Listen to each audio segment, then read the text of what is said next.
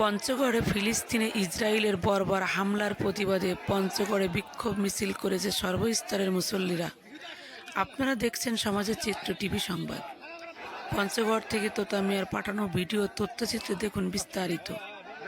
ফিলিস্তিন গণহত্যার প্রতিবাদে শুক্রবার 11 এপ্রিল দুপুরে পঞ্চগড় শেরে বাংলা পার্ক চত্বর থেকে ব্যানার হাতে বিক্ষোভ মিছিল বের করেন সকল স্তরের মুসলিম জনতা।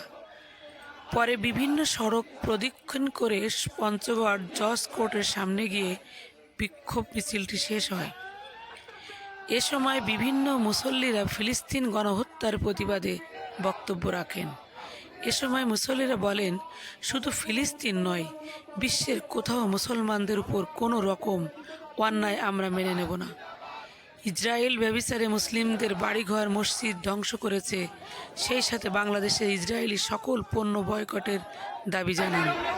সবশেষে মুসল্লিরা স্লোগানের মাধ্যমে গর্জে ওঠেন, ফিলিস্তিন হামলা কেন, জাতিসংঘ সহ জবাব চায়। সমাজের চিত্র টিভি সংবাদের সাথে থাকার জন্য ধন্যবাদ। সবার আগে আপনার এলাকার সংবাদ পেতে আমাদের চ্যানেলটিকে সাবস্ক্রাইব, লাইক, ফলো দিয়ে সাথে থাকুন। পরবর্তী সংবাদ শোনার আমন্ত্রণ।